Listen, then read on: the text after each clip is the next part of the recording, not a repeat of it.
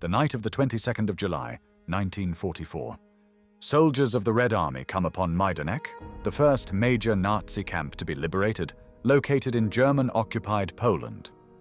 This event becomes one of the most significant moments in the history of World War II and the Holocaust, as only after the liberation of the concentration camps, the full extent of Nazi crimes is finally exposed to the world.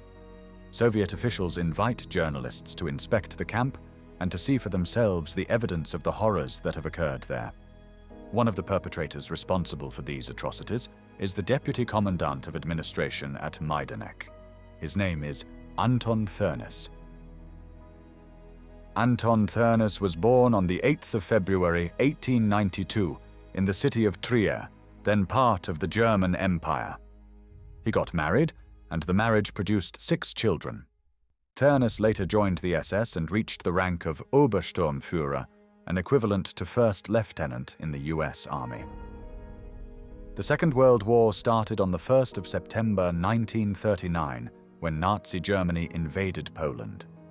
In the following years, Thernes was transferred to Majdanek concentration camp. Majdanek, situated in the southeastern suburbs of Lublin in German-occupied Poland, was originally established in late 1941 as a camp for prisoners of war. However, it soon evolved into a full-scale concentration and extermination camp. The inmates were forced to live in conditions so primitive and overcrowded that disease and death spread rapidly.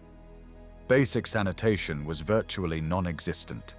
Prisoners endured freezing temperatures in winter and sweltering heat in summer, often with broken windows and little protection from the elements.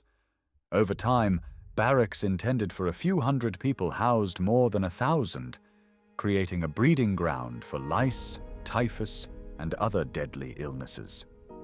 The daily life of the prisoners was marked by extreme hardship, cruelty, and terror. From the moment of their arrival, detainees faced dehumanization.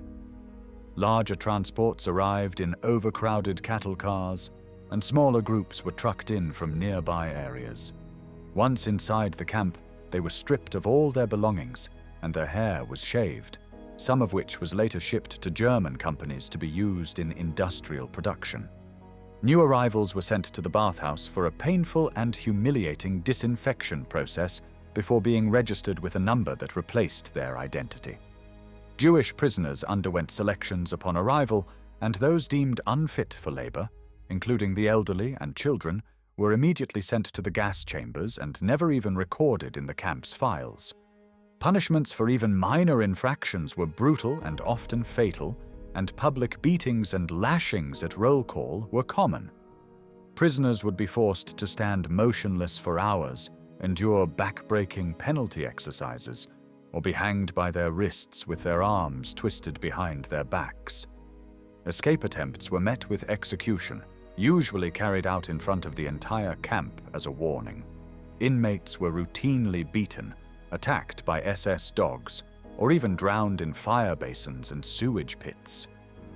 The SS guards, along with selected prisoner functionaries, wielded almost unchecked power over the lives of those held at Majdanek.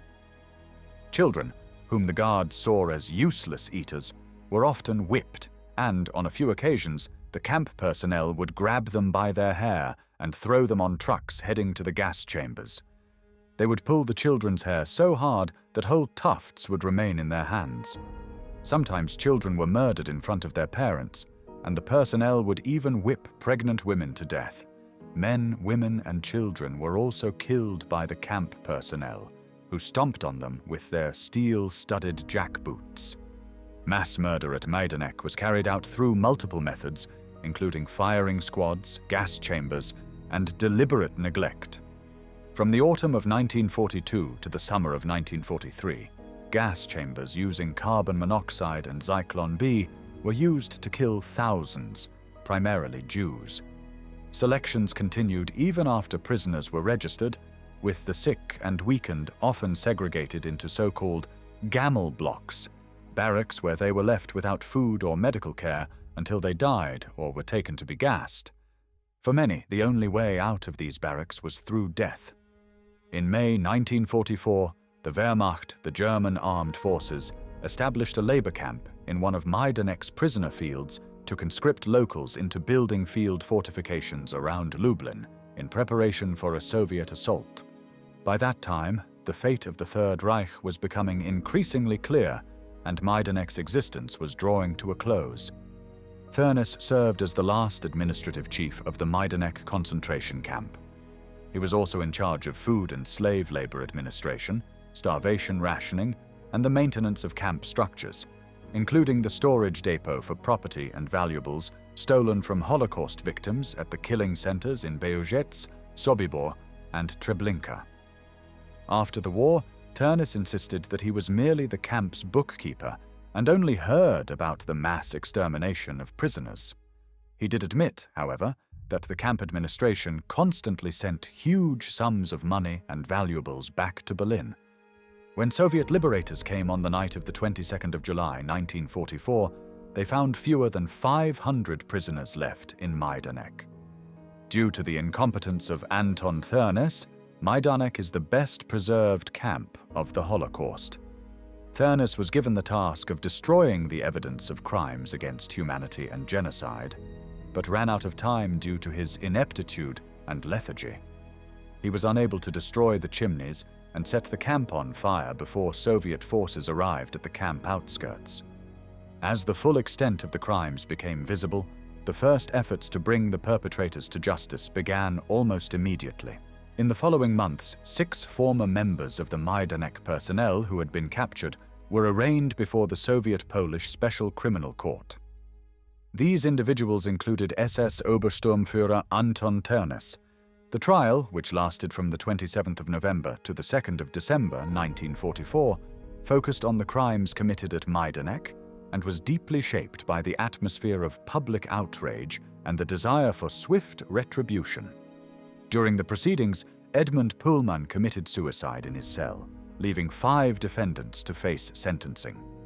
In an atmosphere of continued wartime hardship and public anger, the proceedings inside the courtroom were broadcast to the crowds gathered outside via megaphones. The crowd included people who were screaming and crying for the loved ones they had lost at Majdanek, and on one occasion these people literally attempted to tear the defendants to pieces in the street as they were being escorted to the courtroom. Defense attorneys, recognizing the futility of their position, offered only brief and largely symbolic arguments. They could hardly do more, especially when some of the defendants, such as Anton Thernes, made their position clear during the trial, saying, "The people here were mostly Jews. They were not real prisoners of war. I am not a sadist."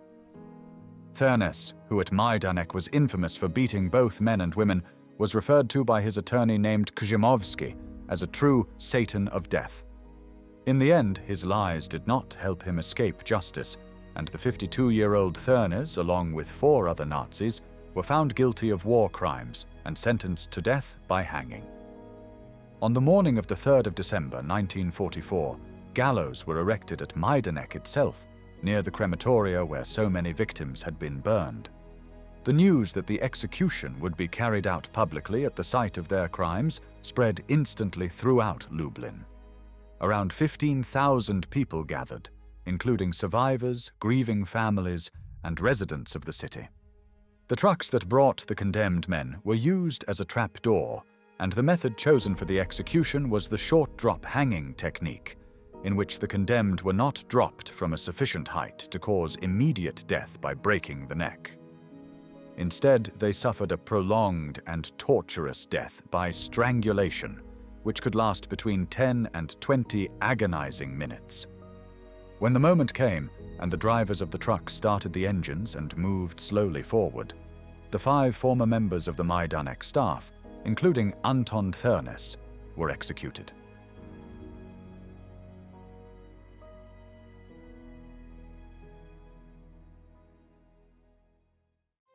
Thanks for watching the World History Channel.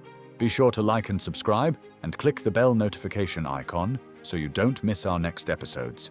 We thank you, and we'll see you next time on the channel.